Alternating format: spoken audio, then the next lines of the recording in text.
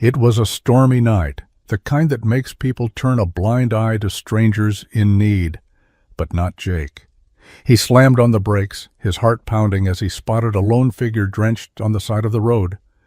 A woman, soaked, shivering, and desperately waving for help. He didn't know it yet, but the decision he made in that moment would change his life forever. Because the woman he was about to save was no ordinary traveler. She was a billionaire CEO, and fate had just handed him the biggest opportunity of his life. Before we dive in, hit that subscribe button and drop a comment. Where in the world are you watching from? The highway stretched before him, a slick ribbon of asphalt barely visible under the hammering rain. Wind howled through the cab of Jake's 18-wheeler, shaking the rig with every brutal gust. His knuckles were white against the steering wheel, his breath steady despite the chaos outside. He had driven through worse, snowstorms, dust storms, even the occasional tornado warning, but tonight something about the storm felt different, unsettling. His dispatcher's voice crackled through the radio, sharp with urgency. "Jake, you got an ETA on that drop? Client's already breathing down my neck." Jake exhaled, shifting gears as he maneuvered through the sheets of water cascading down the windshield. "I'm pushing as hard as I can. This storm's a beast." "Yeah, well, you're 3 hours behind schedule. Just get it done." The radio cut out. Jake shook his head, muttering under his breath. It was always the same. Numbers, deadlines, urgency. No one cared about the guy behind the wheel, the one gripping that massive machine through conditions that could flip him in an instant. The road ahead was a blur, streetlights flickering like dying embers. The wipers struggled to keep up, but nothing could cut through the torrential downpour. The weight of the load in his trailer made every movement sluggish, every turn a calculated risk. One wrong move, and he'd be jackknifed across the asphalt, another cautionary tale for truckers running against the clock. Lightning split the sky, revealing the towering silhouette of trees flanking the highway. For a moment everything was illuminated, the deserted road, the endless storm, the exhaustion settling deep into his bones. Then darkness swallowed it all again. He adjusted in his seat, rolling his shoulders. He just had to get through the night. A few more hours, a quick drop-off, and he'd be back on the road, away from the deadlines, away from the ungrateful clients who saw him as nothing more than a cog in their machine. Then, out of nowhere, something flickered in his peripheral vision, a shadow on the side of the road. At first he thought it was nothing, a trick of the rain, a stray branch whipping in the wind. But then it moved. A person. Jake's pulse spiked. Who in their right mind would be out in a storm like this? He squinted through the downpour, catching the faint glow of a cell phone screen as it flickered off. Whoever they weren't just walking, they were stranded. His gut clenched. He didn't have time for this. He barely had time for himself. But as his foot hovered over the gas pedal, the truck roaring beneath him, a voice in the back of his mind whispered the question he couldn't ignore. If it were you, wouldn't you want someone to stop? Cursing under his breath, Jake slammed on the brakes. The truck skidded slightly as Jake fought the wheel, forcing the 18-wheeler to a grinding halt on the shoulder of the highway. Rain slammed against the windshield in sheets, and the wipers fought a losing battle against the relentless downpour. His heartbeat pounded in his ears, his breath steady but edged with adrenaline. He squinted through the storm. There, just a few feet ahead, stood the lone figure, barely visible in the dim glow of his headlights. A woman soaked to the bone, her clothes clinging to her like a second skin, her arms wrapped tightly around herself. And even from inside the cab, Jake could see the way she shivered. Her car sat motionless beside her, hazards flickering weakly, the engine dead. He ran a hand through his damp hair, exhaling sharply. This was a bad idea. Every instinct in his body told him to keep driving. This wasn't his problem. Truckers had rules about this sort of thing. Don't pick up strangers. Don't stop in the middle of nowhere, especially in a storm. But something about the way she stood there, helpless against the brutal rain, sent a sharp pang through his chest. She was trying to wave, but her movements were sluggish, exhausted. like she had been out there for a while, too long. Jake threw the truck into park, flicked on his hazards, and reached for the door handle. The second he stepped out, the wind hit him like a freight train, rain lashing against his face, soaking through his jacket within seconds. The woman's eyes widened as he approached, her lips trembling. "Oh, thank God," she gasped, hugging herself tighter. I didn't think anyone would stop." Her voice was raw, strained. She had been yelling for help, probably for hours. Jake's stomach turned at the thought. "Car breakdown?" he asked, raising his voice to be heard over the wind. She nodded quickly. "It just died. No warning. My phone's dead. I've been stuck here for—" Her voice cracked and she pressed her lips together. Jake sighed, glancing at the lifeless sedan. It wasn't going anywhere tonight. That much was clear. He looked back at her. Her thin blouse was plastered to her skin, her hair dripping. She was freezing. "Come on," he said, jerking his head toward his truck. "You can't stay out here." She hesitated, and for a second he saw something flicker in her eyes, uncertainty, maybe even fear. He couldn't blame her. A strange man offering her a ride in the middle of a storm? Yeah, he'd be wary too. "I get it," he said, softening his tone. "You don't know me, but you'll freeze to death out here, and I don't think another car's coming any time soon." She looked at the empty road behind her, then back at him. Another gust of wind hit, and her whole body shuddered. Finally, she swallowed hard and nodded. "Okay," she whispered. Jake didn't waste another second. He led her back to the truck, the storm raging around them, unaware that this single act of kindness was about to change his life forever. Jake clenched his jaw as he watched the woman hesitate by the side of the road, drenched, shivering, her arms wrapped tightly around herself. His fingers flexed on the steering wheel, every muscle in his body urging him to just keep driving. He had deadlines. He had a job.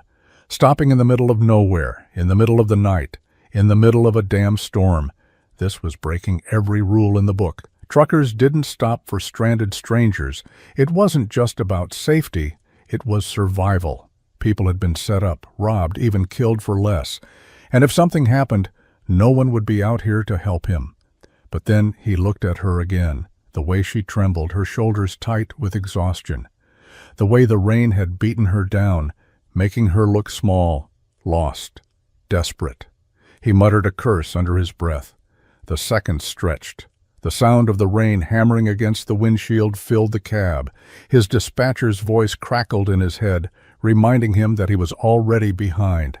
But another voice, one deeper, older, from a time when he still believed the world was good, spoke louder. "If it were you, wouldn't you want someone to stop?" His foot moved before his mind could talk him out of it. The hiss of the air brakes cut through the storm as the massive truck lurched to a stop. For a beat, she didn't move, like she couldn't believe someone had actually pulled over. Then she stumbled forward, arms waving, relief flashing in her eyes. Jake grabbed his flashlight and pushed the door open. The moment he stepped out, the wind slammed into him, sending a shock of cold through his soaked shirt. Rain pelted his face, sharp like needles. "Car breakdown?" he called over the storm. She nodded frantically, her wet hair sticking to her cheeks. "It just died. No signal. No one stopped." Her voice cracked, and Jake felt something twist in his chest. He knew that feeling, the helplessness, the anger of being abandoned by a world too busy to care. He could still walk away, still climb back into his truck, pretend he never saw her. But he wouldn't. Not tonight. Not ever. "Come on," he said, jerking his head toward the truck. "You're getting out of this rain." Jake cranked up the heat as the truck rumbled back onto the highway, the rain still lashing against the windshield in relentless waves. The cab was silent except for the rhythmic swish of the wipers and the faint hum of the engine beneath them. Beside him, the woman, Eleanor, she had introduced herself, sat stiffly, her arms wrapped around herself as if she were still trying to ward off the cold that had seeped into her bones. "Thanks again," she murmured, after a long stretch of silence, "for stopping." Jake flicked her a glance, noting the way her hands trembled slightly, whether from the cold or nerves he wasn't sure. "Not a problem," he said simply. But it was a problem. His delivery was late. He was behind schedule. And if his dispatcher found out he'd picked up a stranger in the middle of nowhere, there'd be hell to pay. He glanced at her again. She wasn't dressed for a storm like this. No coat, no proper gear. Her dark blouse and slacks clung to her, the damp fabric evidence that she'd been out in the rain far too long. "You live around here?" he asked, breaking the quiet.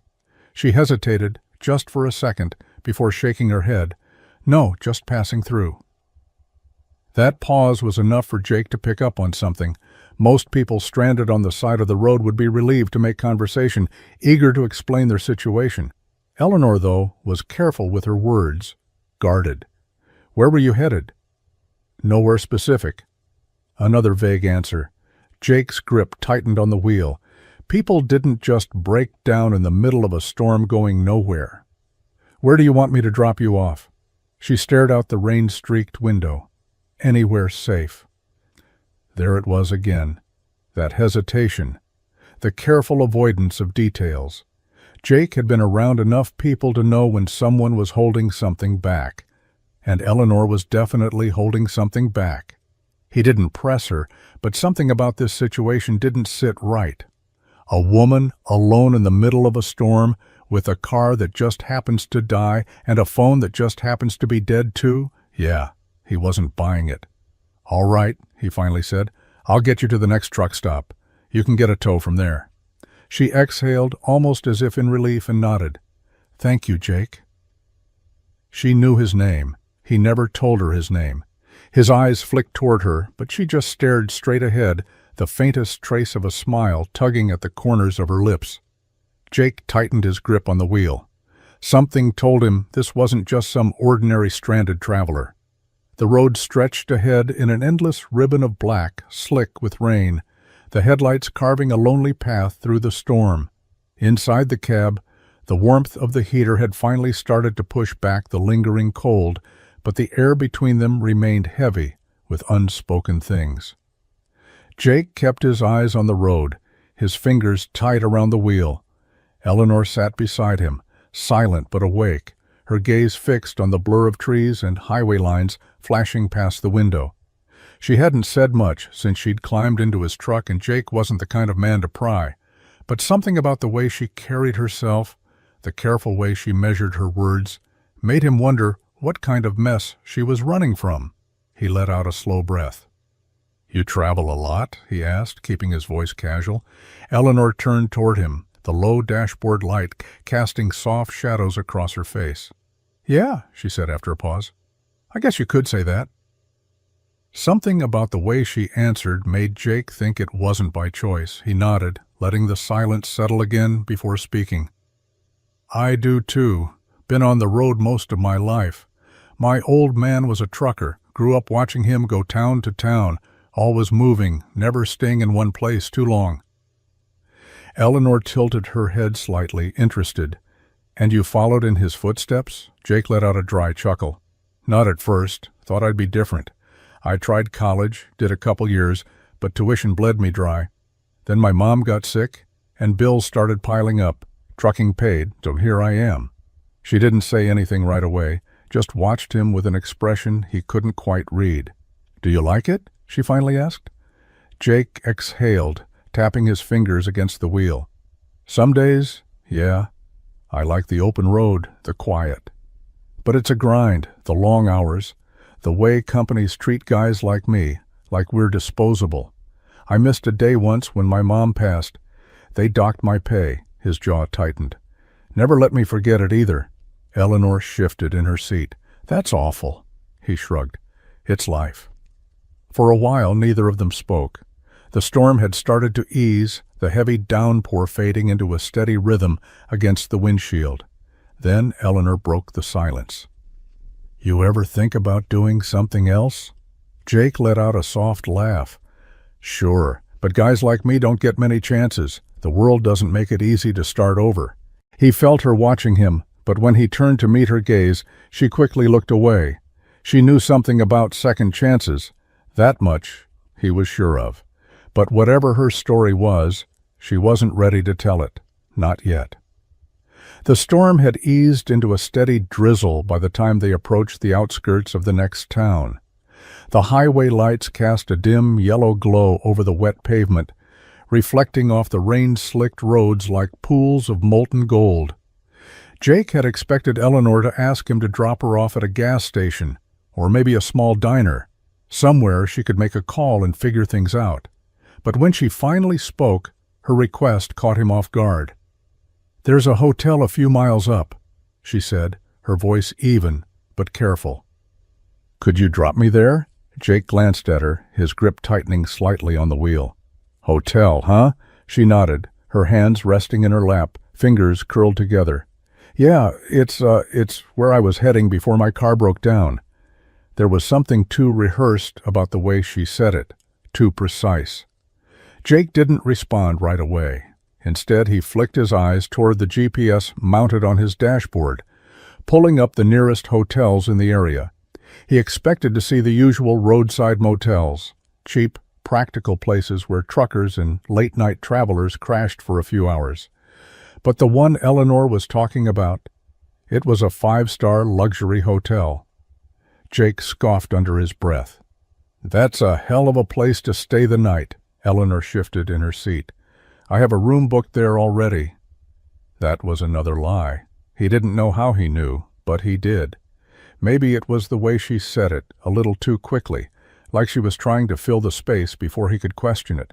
Or maybe it was the fact that no one who booked rooms in places like that ended up stranded on the side of the road in a storm, wearing clothes that looked more like they belonged to someone running late for a business meeting than someone on a luxury vacation. Still, it wasn't his place to pry.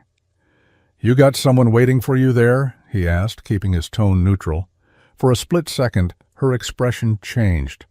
A flicker of something, hesitation, maybe even fear, before she masked it.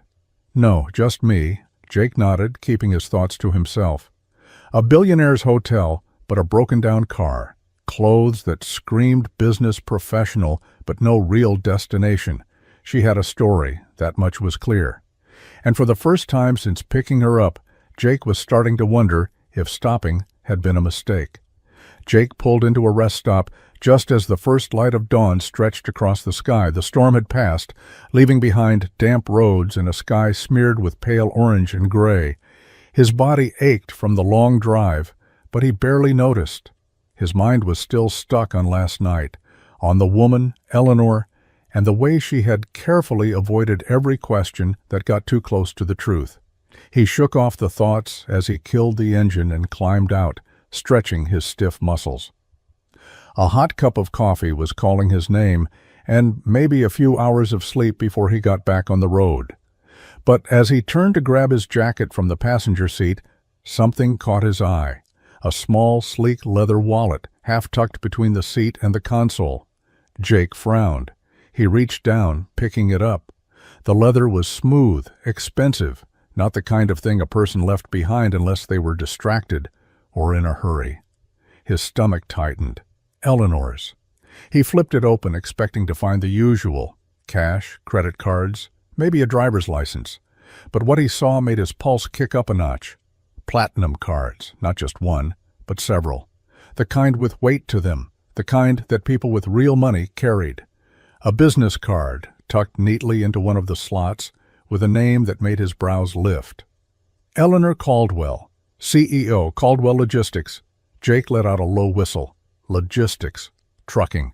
It hit him all at once. The expensive clothes, the hotel, the careful way she had measured every response, never giving too much away. He hadn't picked up some random stranded traveler. He had picked up one of the wealthiest businesswomen in the country. He sat there for a moment, turning the wallet over in his hands. She had said nothing about who she really was, not a single word. Jake exhaled sharply, tossing the wallet onto the dashboard. Well, now he had a choice to make. He could drive off and never think about her again. Or he could return it, and finally get some answers. Jake sat in his truck, the engine idling, the weight of Eleanor's wallet sitting heavy in his hands. His mind buzzed, still trying to process what he had just found. Eleanor Caldwell, CEO of Caldwell Logistics. The name meant nothing to him at first, just words printed on an expensive business card. But those platinum credit cards, that hotel, the way she had been so careful with her words, it all added up to something bigger than a stranded woman in the rain. His fingers hovered over his phone. He didn't like digging into people's lives. It wasn't his business. But Eleanor hadn't just forgotten to mention who she was. She had hidden it. And that made him curious. With a sigh, he opened the search bar and typed her name. The screen lit up with articles, interviews, stock reports. And there she was, staring back at him in crisp corporate headshots, standing in front of glossy boardrooms, shaking hands with people in suits that probably cost more than his entire truck. Billionaire CEO Eleanor Caldwell expands her logistics empire, Caldwell Logistics Partners, with international shipping giants. Eleanor Caldwell, the woman who revolutionized freight and supply chains. Jake let out a slow breath, his pulse thrumming in his ears. Caldwell Logistics. He knew that name. Every trucker did. It was one of the biggest logistics firms in the country. Hell, the company she ran had probably handled half the shipments he had driven in the last 5 years. And yet, last night she had sat beside him, soaked to the bone, pretending to be just another unlucky traveler. His jaw clenched. Why would a woman worth billions be driving alone in a storm? Why lie about where she was headed? None of it made sense. He exhaled sharply, gripping the wallet. There was only one way to find out. He was going to return it. And this time, he wasn't leaving without answers. Jake pulled up in front of the luxury hotel, his truck, looking wildly out of place among the sleek sports cars and polished black sedans lining the entrance. The kind of vehicles driven by people who never had to worry about gas prices or overtime pay. People like Eleanor Caldwell. The thought left a bitter taste in his mouth. He should have just left the damn wallet at the front desk and gone on with his day. He was already behind on his deliveries. But something about this whole thing didn't sit right. The way she had hidden who she was, the way she had sat in his truck, cold and quiet, listening to his problems while keeping hers locked behind some invisible wall. He wasn't here for a reward. He wasn't here to play some game of cat and mouse with a billionaire. He was here because it was the right thing to do. Stepping out of the truck, he shut the door harder than necessary and strode toward the entrance, shaking off the rain that still clung to his jacket.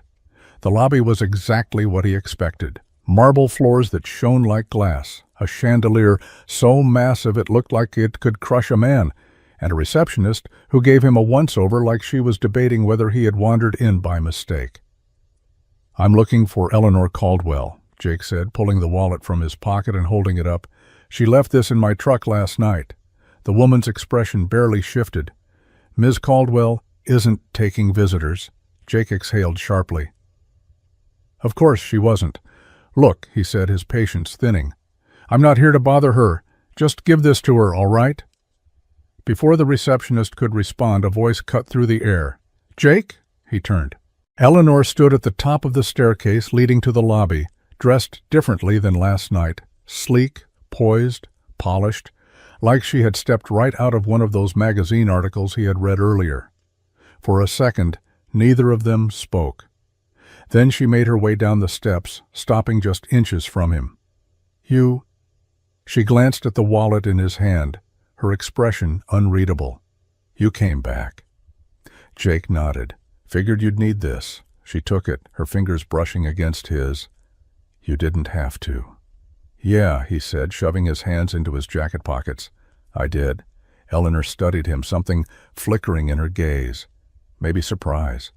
Maybe something else. Jake didn't care. He had done his part. Without another word, he turned and walked back toward his truck. Jake had barely made it halfway to his truck when he heard her footsteps behind him. Light, quick, deliberate. "Wait!" Eleanor called. He could have kept walking. Should have. But something in her voice, something unspoken, something urgent, made him stop. He turned as she approached, the wallet clutched in her hand like she didn't know what to do with it now that it was back where it belonged. Gone was the shivering woman from the night before, the one standing in the storm with nothing but desperation in her eyes. This version of Eleanor was composed, controlled, every inch the powerful CEO he had read about. But there was something else too, something unsettled. "You didn't have to bring it back yourself," she said, searching his face. "You could have left it at the front desk." Jake shrugged. "Could have." Silence stretched between them. Eleanor exhaled, shifting the wallet to her other hand. "I appreciate it, really, and I'd like to thank you properly." Jake stiffened. He knew where this was going before she even said it. "I can wire you something," she continued. "A bonus, if you will, for your trouble." And there it was, the part he hated most. Jake's jaw tightened. "I don't need your money." Eleanor blinked, as if he had just spoken a language she didn't understand. "It's not about need. It's about fairness. You went out of your way to help me. Let me do something for you." "Already did," he said simply. "You said thanks. That's enough." She studied him, her head tilting just slightly, like she was trying to figure out what kind of person turned down a blank check. Jake had seen that look before, on people who had never gone hungry, never had to choose between rent and groceries, never worked themselves to the bone just to be treated like they were replaceable. They assumed money fixed everything, because for them, it always had. He took a step back. "Take care of yourself, Eleanor." For the second time that morning, he turned to leave, but this time, she didn't let him. "Jake." He stopped, exhaling through his nose. "There's something else I can give you," she said carefully. "Something more valuable than money." That made him turn. Eleanor met his eyes, and this time there was no hesitation. "I want to offer you a job." Jake let out a short, humorless laugh, shaking his head. "A job?" Eleanor didn't flinch. She held his gaze, calm, unreadable. "Yes." Jake rubbed the back of his neck, glancing toward his truck. He had woken up this morning expecting nothing more than another long haul, another exhausting stretch of road, another day of being just another nameless driver, moving goods for people who never thought twice about where their shipments came from. But now he was standing in the middle of a five-star hotel lobby, staring at a woman who could buy this entire town if she wanted to, offering him something that didn't make a damn bit of sense. "You don't even know me," he said, arms crossed. "I know enough," Jake scoffed. "Yeah? And what's that?" Eleanor took a step closer. "You stopped in the middle of a storm for a stranger. You returned a wallet without expecting anything in return. And you're standing here now, turning down money because your integrity is worth more to you than a paycheck." She paused. "That tells me plenty." Jake shifted his weight, exhaling slowly. He didn't like the way her words settled in his chest, because deep down he knew she wasn't wrong. "I don't belong in your world," he said. Eleanor's lips pressed together, a small, knowing smile, tugging at the corners. "You sure about that?" Jake glanced around, taking in the gleaming floors, the suited businessmen walking through the lobby with purpose, the kind of people who probably never even noticed guys like him. And then there was her, standing there like she belonged everywhere she went. He should have walked away. This wasn't his game, but damn it, he was curious. "What kind of job?" he asked, his voice quieter now. Eleanor studied him for a long moment before answering. "Come to my office tomorrow," she said. "Let's find out." She reached into her wallet, pulling out a sleek black card, and held it out to him. Jake hesitated. Then, slowly, he took it. Their fingers brushed for the briefest second before she pulled away. "I hope you show up," she said, then turned and walked away. Jake looked down at the card in his hand. For the first time in a long time, he wasn't sure which road he was supposed to take. Jake stepped into the towering glass building, the kind of place where even the air smelled expensive. The polished floors reflected the overhead lights, the hum of productivity filling the space as sharply dressed employees moved with purpose, eyes glued to their tablets and phones. He adjusted his jacket, suddenly feeling like every wrinkle in his worn flannel shirt stood out. He didn't belong here, and everyone in the damn place seemed to know it. A receptionist with a practiced smile barely glanced up as he approached the front desk. "Can I help you?" "Yeah," Jake said, clearing his throat. "I've got a meeting with Eleanor Caldwell." That got her attention. She blinked, eyes flicking over him, taking in the jeans, the calloused hands, the boots that had seen more miles than this entire building had probably existed. "Name?" she asked, tone skeptical. "Jake." She hesitated, clearly debating whether she should even bother looking, but when she did, her brows lifted slightly. "Ms. Caldwell is expecting you. Take the executive elevator to the top floor." Jake nodded, slipping his hands into his pockets as he made his way toward the elevator.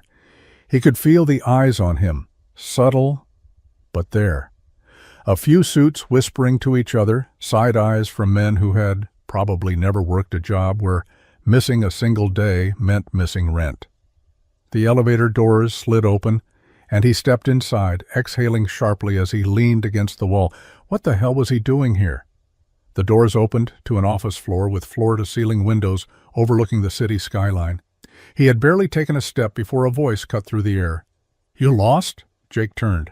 A man in a crisp navy suit, arms crossed, looking at him, like he had wandered in from a construction site. "No," Jake said evenly. "I've got a meeting with Eleanor." The man's lips twitched, something close to amusement flashing in his eyes.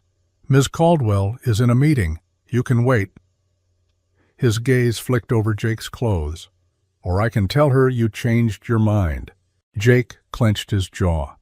This place was exactly what he thought it'd be, full of people who measured a man by his suit, not his work. But he wasn't here for them, he was here for answers. So he met the man's stare, steady and unshaken. "I'll wait." Jake sat in the sleek leather chair outside Eleanor's office, arms crossed, his patience running thin. The receptionist had told him it wouldn't be long, but he'd been waiting close to 30 minutes, long enough to see more than a few suits glance his way, whispering behind their hands. They weren't subtle, they didn't have to be. He wasn't one of them, and they knew it. Finally, the heavy glass doors to Eleanor's office swung open. A group of men in tailored suits filed out, deep in discussion, their voices low and clipped. Jake caught a few words: numbers, expansion plans, revenue projections, a world away from the conversations he was used to.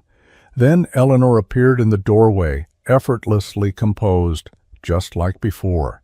But this time, when she met his eyes, there was something different in her expression, a challenge. "Come in," she said. Jake stood, brushing off the judgment that clung to him like dust, and followed her inside. Her office was massive, lined with floor-to-ceiling windows that overlooked the city. He felt the weight of it all, the power, the wealth, the decisions made in this room that affected thousands of people. Eleanor leaned against her desk, arms folded. "You showed up. You asked," Jake said simply. She studied him for a moment, then exhaled. "You know who I am now. Figured it out. And you still came." Jake's jaw tightened. "I don't back down easy." A small smile played at her lips. "Good. Because I didn't bring you here for a favor. I brought you here because I think you're worth something more than long hauls and company schedules that bleed drivers dry." Jake frowned. "What are you saying?" "I want to see what you can do," she said, pushing off the desk. "You know this industry better than half the people in this building. I want you to prove it." Jake arched a brow. "Prove it how?" Eleanor's gaze didn't waver. "I'm giving you a challenge. You fix a problem no one else here can. If you do, there's a job waiting for you. A real one." Jake studied her, searching for the catch. There had to be one. Finally, he leaned forward. "All right," he said. "Let's see what you've got." Jake stood in front of a massive conference table, feeling every pair of eyes in the room sizing him up. The air smelled like expensive coffee and polished ambition, but underneath it, he could sense something else: doubt. These weren't truckers, warehouse workers, or the kind of people who did the heavy lifting. These were executives, analysts, and career men in pressed suits who had never seen the inside of a loading dock, let alone spent nights on the road praying their brakes held up on a steep descent. Eleanor sat at the head of the table, calm, unreadable, but Jake could see it in her eyes. This wasn't just for show. She was testing him, and she wasn't about to make it easy. A man in glasses cleared his throat and pushed a file toward him. "Here's the problem," he said, his voice clipped. "One of our distribution hubs in Texas is completely backed up. Trucks aren't moving fast enough, routes are overlapping, and we're losing thousands by the hour. We've already had to issue partial refunds to clients." Jake flipped through the pages, his eyes scanning spreadsheets filled with numbers, metrics, and jargon that didn't mean much to him. He didn't need paperwork to tell him what was wrong. He had seen this before, lived it. "You've had delays before," Jake said, setting the file down. "Why's this one different?" The man adjusted his tie, clearly not used to being questioned. "Driver turnover is high. We can't keep them long enough to get shipments moving consistently," Jake scoffed. "Maybe that's because they're getting worked into the ground and barely making enough to keep their rigs running." The room went silent. One of the executives shifted uncomfortably. Eleanor, though, remained steady, watching, waiting. Jake leaned forward, planting his hands on the table. "You want to fix the problem? You don't start with the numbers. You start with the drivers. You're running routes that are too damn long, forcing guys to choose between sleep and making their deadlines. You've got distribution managers pushing out half-loaded trucks just to hit quotas, and I'd bet money you've got some office kid making route plans based on software instead of real road experience." One of the men scoffed. "And what would you suggest then?" Jake didn't blink. "Cut route redundancies, adjust schedules to avoid bottlenecks at major hubs, and stop treating your drivers like machines. You fix those three things, and you'll see movement before the week is out." A long silence followed. The executives glanced at one another, skeptical. Eleanor smiled. "Interesting," she said. "Let's see if you're right." Jake could feel the weight of the room pressing down on him, the skeptical stares of men who had spent their lives in boardrooms, crunching numbers and making decisions from behind polished mahogany desks. He wasn't one of them, and they knew it. Hell, he felt it. The way they shifted uncomfortably whenever he spoke, the quick glances they exchanged like they were silently asking, "Why is this guy here?" But he wasn't going anywhere. Eleanor had given him a shot, and now he was standing in the heart of Caldwell Logistics, surrounded by people who thought he had no business being there. The real test wasn't fixing the problem. That part was easy. The real challenge was getting these people to listen. "You want to cut delays?" Jake said, leaning back in his chair, arms crossed. "Then you need to stop treating drivers like disposable parts in your machine." A man in a dark gray suit, one of the senior executives, let out a quiet scoff. "We don't treat them that way." Jake let out a dry laugh. "You sure about that?" "Because out there, every trucker knows Caldwell Logistics pays just enough to keep them around, but not enough to make them stay. You want loyalty? Pay them like they matter. You want efficiency? Give them routes that don't have them running on fumes by the time they reach their drop." Another man, younger, with an MBA written all over his smug expression, cleared his throat. "Our data suggests that our route planning system is already optimized for efficiency." Jake shook his head. "Your data ever get stuck at a way station for 3 hours because the paperwork was off by one number? You ever sit in bumper-to-bumper traffic on I-10 at 2 in the morning knowing you're not going to make your deadline because some executive with data thought an overnight haul was a good idea?" Silence. Eleanor smirked, but she stayed quiet, letting him fight his own battles. The older executive finally sighed, rubbing his temples. "All right, Jake, you talk a big game. What's your plan?" Jake leaned forward. "You give me a week. I'll work with dispatch, the route planners, and, most importantly, the drivers. If I can't get those trucks moving, I'll walk out that door, no questions asked."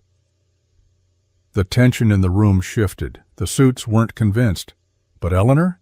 She was smiling. "All right," she said. "You've got 1 week." Jake had expected resistance, but he hadn't expected it to be this bad. From the moment he walked into the logistics floor, it was clear no one wanted him there. The dispatchers barely looked at him. The route planners whispered behind their screens, and the senior managers smirked when he walked by, like they were waiting for him to crash and burn. He could feel the challenge in the air. They wanted him to fail. Fine, let them watch. The first day, He sat with dispatch, watching how they assigned loads, how they handled delays. It didn't take long to see the cracks. Orders were backed up because the system had trucks waiting on inventory that was already sitting in the yard. Routes were overlapping, causing trucks to clog up the same highways instead of spreading out deliveries. And the worst part? No one cared. "This is just how it's done," one dispatcher muttered when Jake pointed out the obvious flaws. "Yeah?" Jake shot back. "And how's that working out for you?" By the second day, he was out in the yard, talking to the drivers themselves. That's where the real stories started spilling out. Long hauls with barely any rest stops, routes that made no sense, pay that didn't match the hours. "Management doesn't care about truckers," one guy said, shaking his head. "They sit up in that air-conditioned office making decisions that don't work out here in the real world." Jake clenched his jaw. He was management now, or at least that's what Eleanor was trying to turn him into, but he wasn't one of them.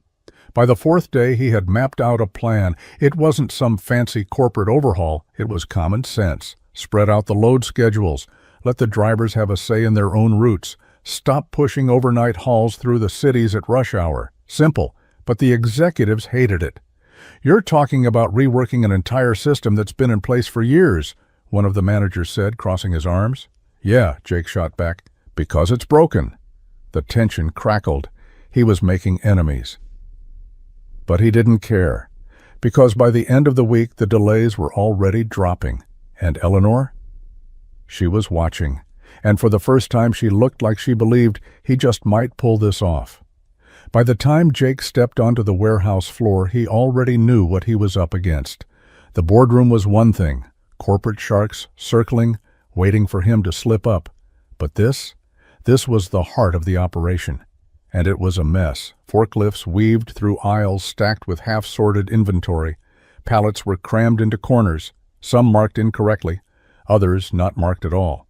Workers moved like they were running in circles, checking and rechecking manifests that didn't match what was in front of them. Jake had spent years on the road waiting at docks just like this, listening to guys complain about lost shipments and backup delays. He had thought Caldwell Logistics was a top-tier operation. Looking at this disaster, he wondered how they got anything out the door on time. One of the supervisors approached, eyeing him warily. "Something I can help you with?" "Yeah," Jake said, nodding toward the congestion near the loading docks. "How long does it usually take to get trucks out of here?" The guy sighed. "Depends. Some days, a few hours. Other days we're backed up all night."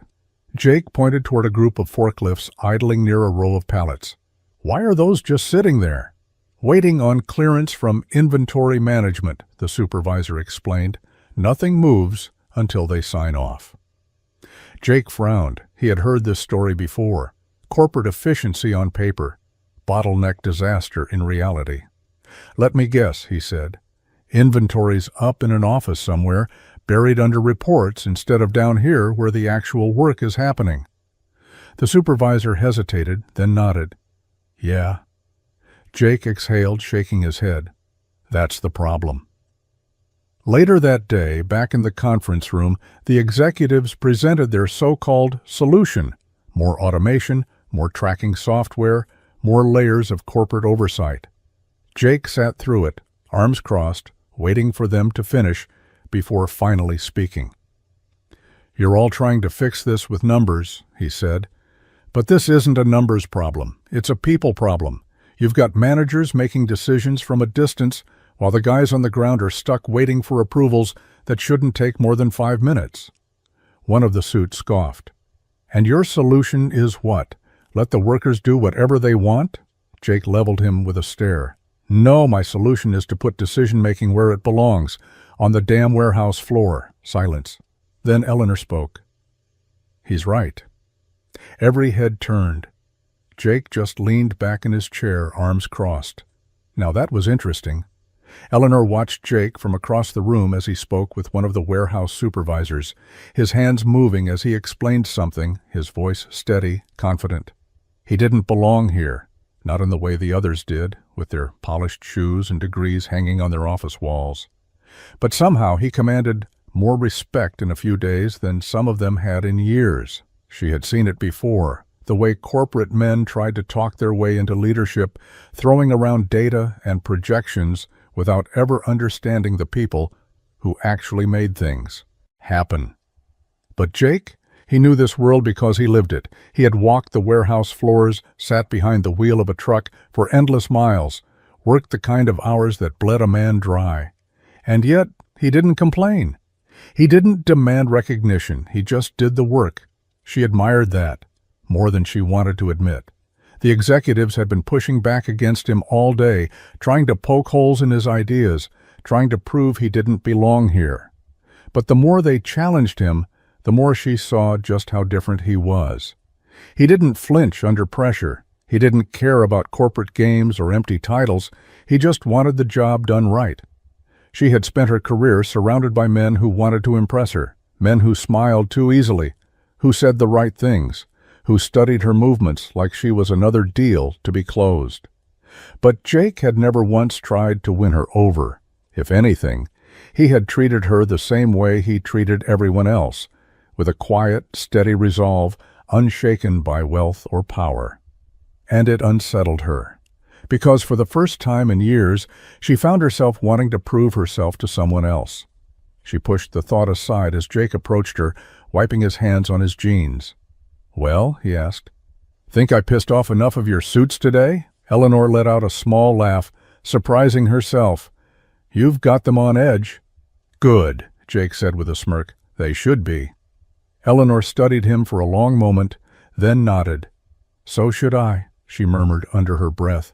And for the first time in a long time, she wasn't sure who was in control anymore. The tension in the office had shifted. Jake could feel it the second he walked in. The looks were different now, less dismissive, more watchful. The whispers weren't just curiosity anymore. They were something sharper. He wasn't stupid. He knew when he was being set up. For the last few days, he'd been grinding through the problems Eleanor had thrown at him. He had proven himself in the warehouse, streamlined the routes, even got some of the older truckers on board with the changes. But the better things got, the worse the energy around him became. And now, he knew why. Logan Pierce. The guy had been a shadow since Jake arrived, watching, waiting, always standing just close enough to hear, but never close enough to get his hands dirty. He was one of those corporate guys who had been around long enough to think he owned the place, someone who had built a career on shaking the right hands and keeping the right people on his side. And Jake was a problem.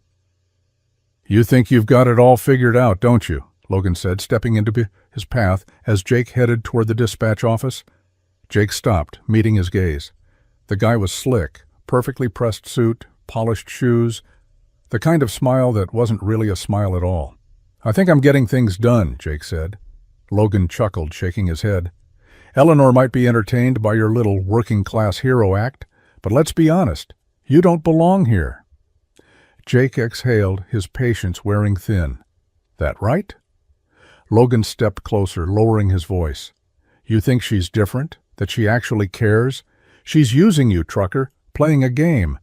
And when she's done, you'll be right back where you started." Jake clenched his jaw. He knew guys like this, suits who built their lives on pushing others down. "Funny," Jake said, tilting his head. "You sound nervous." Logan's smile flickered, but he didn't drop it. "Careful," Logan said smoothly. "A man like you doesn't have much to lose. But me? I don't lose." Jake didn't blink. "We'll see about that." He walked past Logan, but he could feel it. Something was coming, and it wasn't going to be a fair fight. Jake didn't see it coming, not at first. He had been too focused on the work, too caught up in proving himself, in fixing the mess Caldwell Logistics had buried under spreadsheets and corporate arrogance. But he should have known. When men like Logan felt threatened, they didn't fight fair. It started with little things. Reports getting misplaced.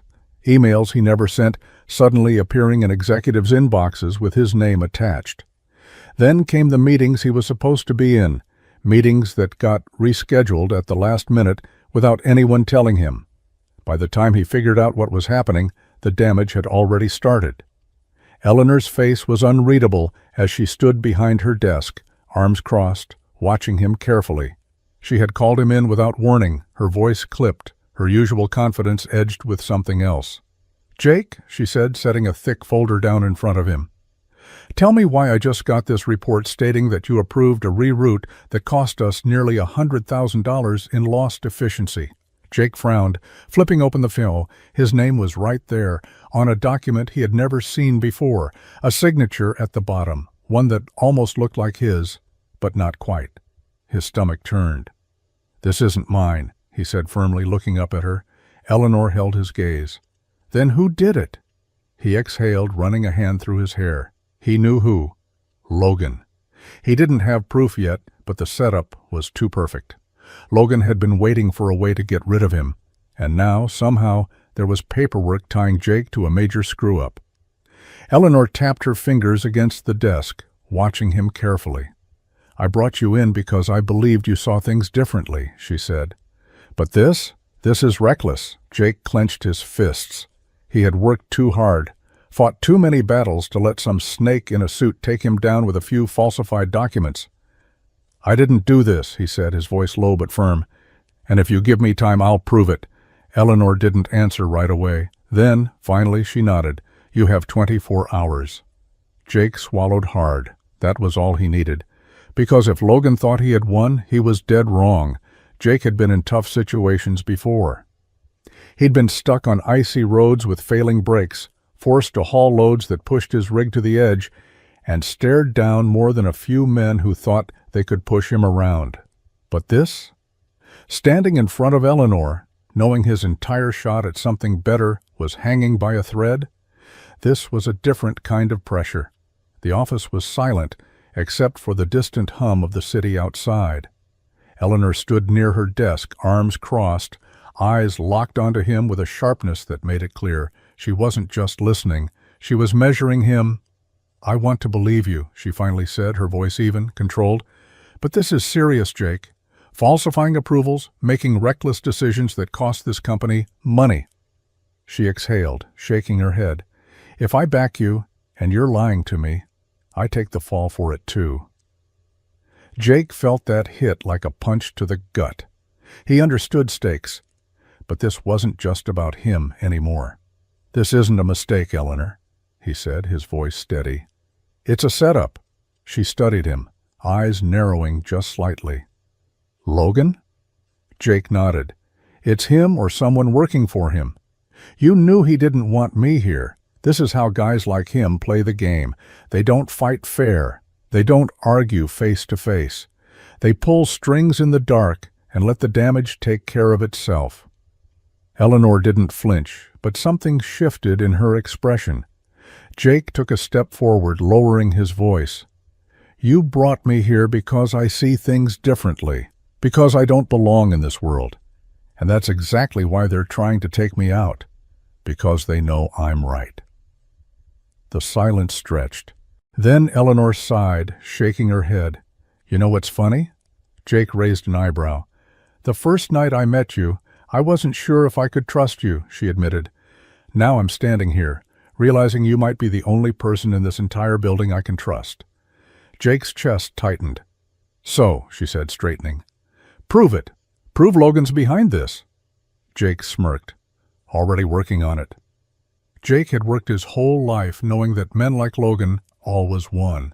They sat in boardrooms, controlled the flow of money, and pulled the strings while guys like him broke their backs to keep everything running.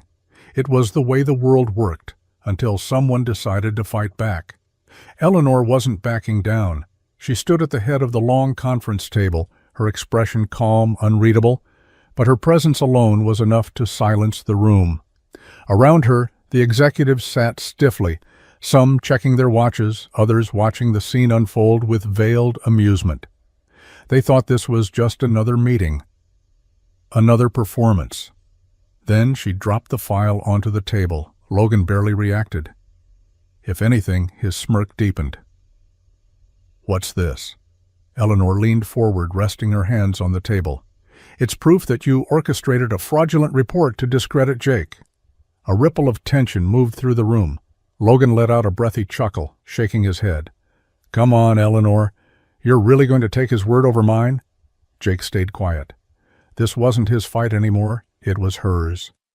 Eleanor didn't hesitate. "No, I'm taking the security logs, the internal email records, and the testimony of 3 employees who saw your assistant altering the documents over yours." Logan's face barely changed, but something in his eyes flickered. "I know you think you own this place," Eleanor continued, her voice level, controlled. "That you can twist the system to your advantage. But here's what you don't seem to understand. I own this place." The silence was suffocating. She turned to the rest of the table. Jake saw problems no one else in this company was willing to face. He fixed them. Meanwhile, Logan saw a threat and decided to sabotage him instead of doing his job. One of the board members, an older man with sharp eyes, cleared his throat. "This is a serious accusation." Eleanor didn't blink. "Which is why Logan will be resigning. Immediately." Logan's smirk was gone. His lips parted as if he was about to argue, but he must have seen something in Eleanor's expression that stopped him cold. He knew. It was over. Jake watched as Logan pushed back from his chair, adjusting his suit before turning toward the door. He didn't even look at Jake. Eleanor waited until the door closed behind him before speaking. "Any objections?" The room remained silent. "Good," she said. Then she turned to Jake. "You're staying." For the first time in his life, Jake realized maybe men like Logan didn't always win. The story spread faster than anyone could have predicted. What started as an internal conflict, a few executives trying to push Jake out, had morphed into something far bigger, a full-blown corporate scandal. When the leaked emails hit the internet, the entire company was exposed for its underhanded tactics, and Jake's name, once dragged through the mud, was now becoming synonymous with integrity and hard work. Eleanor had known it would get messy, but she hadn't realized just how many people were watching. The media picked up the story almost immediately, and soon Jake was everywhere. His face plastered across headlines, his name trending on social media. The story wasn't about a man who was accused of wrongdoing. It was about a man who had been wronged and had fought back with nothing but his dedication and honesty.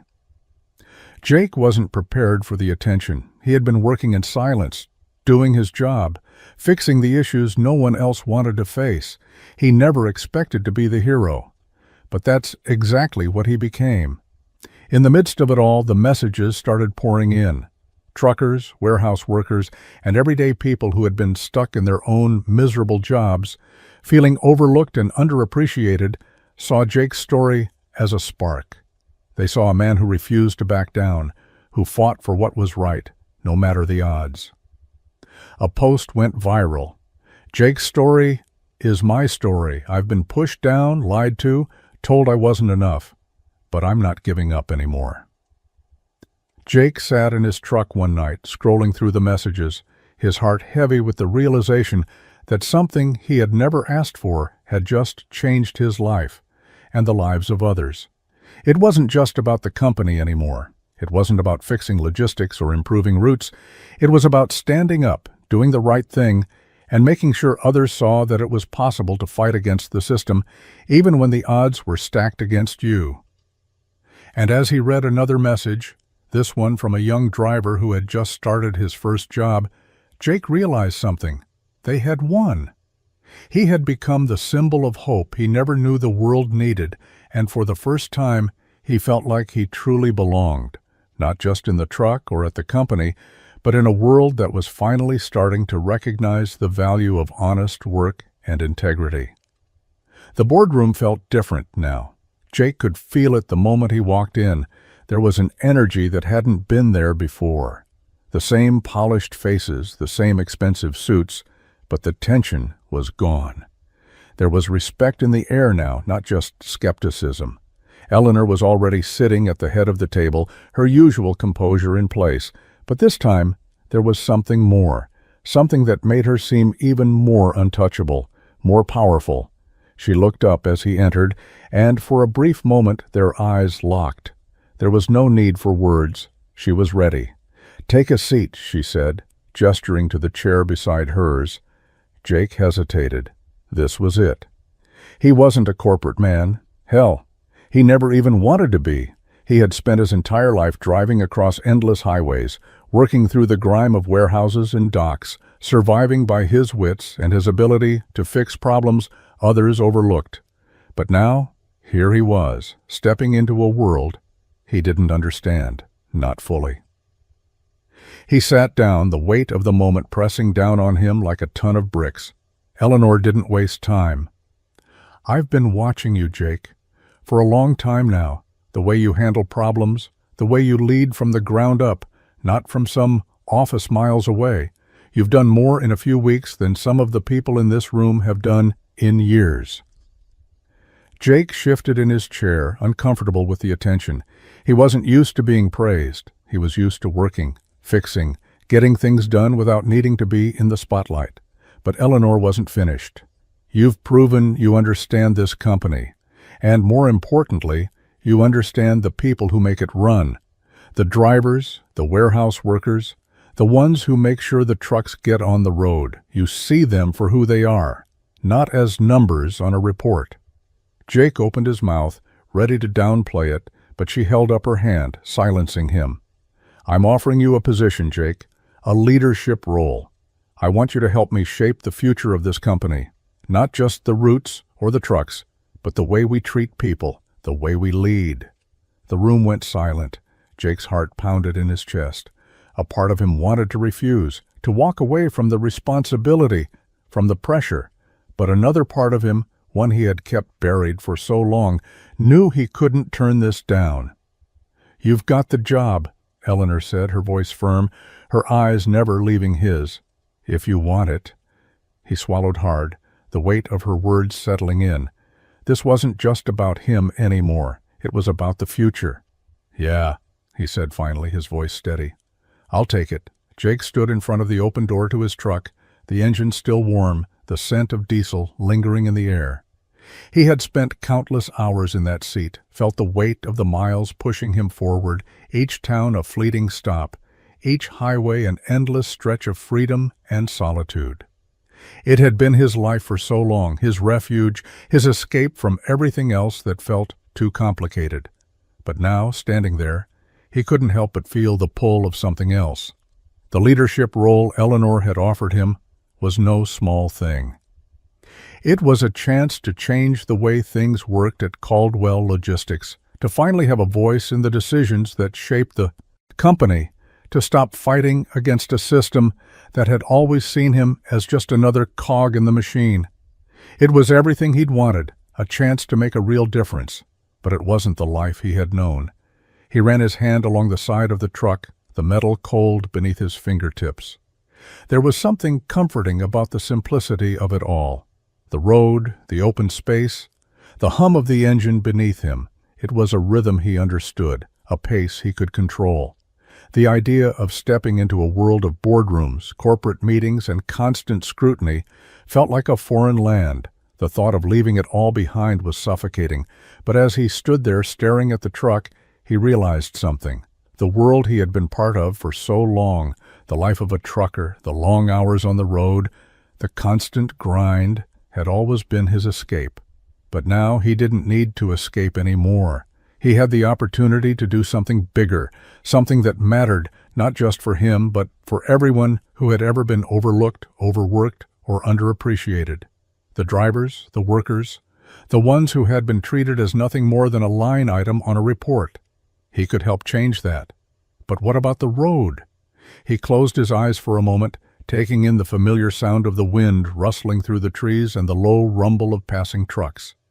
He had spent his whole life on the move, but now, for the first time, he was standing at a crossroads, torn between the life he had known and the life he could build. With a final steadying breath, he made his decision. He turned away from the truck, his heart pounding, but there was a calm certainty in his chest. It was time. Jake gripped the steering wheel, the familiar hum of the truck beneath him, grounding him. The road stretched out before him, endless as always, the dark asphalt winding through the trees, illuminated only by his headlights and the occasional flicker of streetlights. The world felt quiet, almost peaceful, in a way it hadn't in a long time. This was it, his last trip. The decision had been made. He would leave the truck behind. He would walk away from the life that had defined him, from the open highways, the solitary nights, and the endless miles that had been his only constant. It was a choice that felt heavy, like a weight settling in his chest, but one that came with the certainty that something bigger was waiting for him. But that didn't mean he wasn't going to miss it. The road had been his refuge for so long. He had never needed anyone else, just the endless horizon, and the comfort of knowing that the next town was always just a few hours away. He had spent so much of his life behind the wheel, moving from place to place, never staying long enough to get attached. The life of a trucker had given him a sense of freedom. Freedom from expectations, freedom from anyone telling him what to do. As he passed a familiar diner on the side of the road, the glow of neon lights flickering in the distance, he couldn't help but think back to the long nights when he'd pulled in for coffee, shared a quiet word with the waitress, or sat at the counter in silence, just waiting for the next part of the journey to unfold. Those small moments, those quiet pieces of life, were what had kept him going all those years. But now, the road wasn't enough anymore. He had found something greater. He had found a place where his voice mattered, where the hard work he'd always put in had the chance to make a real difference. It wasn't just about delivering loads on time anymore. It was about delivering on promises, making sure the people who did the work got the respect they deserved. Jake took a deep breath, letting the night air fill his lungs. As much as he'd always been a part of the road had also been a part of him. But now he was ready for something more, something that didn't just take him from one place to the next, but took him forward. He had a future to build now, and for the first time in a long time, it felt like he was exactly where he needed to be. One last trip, one last time behind the wheel. Then he would turn the page. Jake sat across from Eleanor in the sleek conference room, the weight of the decision pressing down on him. The offer she had made was everything he had ever wanted in some ways. A chance to lead, to reshape the company, to have a voice in a world he had always felt disconnected from. But it wasn't that simple. He knew himself too well, knew that walking away from the road entirely would feel like cutting a part of himself loose. The truck had been his life for so long, his refuge, his escape. He couldn't just let it go.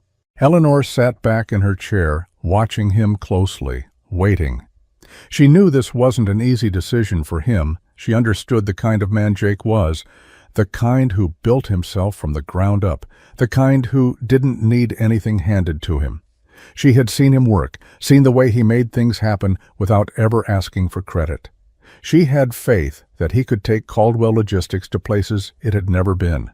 But she knew there was more to him than just a sharp mind for business. There was a fire in him, a part of him that wouldn't be satisfied by a desk and a title alone. "I'm offering you a chance to lead, Jake," Eleanor said, her voice calm but firm. "You could change the entire company, the way we treat people, the way we operate, the way we think." She paused, letting her words settle. "I believe you're the one who can do it." Jake leaned back in his chair, his fingers drumming lightly on the table. He didn't doubt her words. He knew the responsibility she was handing him.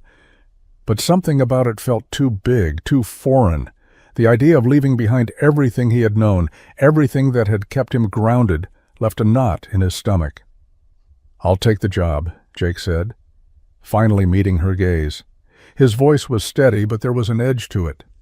"But I'm not leaving my truck behind." Eleanor's eyebrows furrowed, a slight surprise flashing in her eyes. "What do you mean?" "I'm still going to drive," Jake said, his voice calm but resolute. "I can't give that up. It's not just a job to me, Eleanor. It's who I am. I'll handle the office, handle the decisions, but the road is still where I belong." Eleanor studied him for a moment, weighing his words. She had expected him to dive in head first, to throw himself into the role without hesitation. But Jake was different.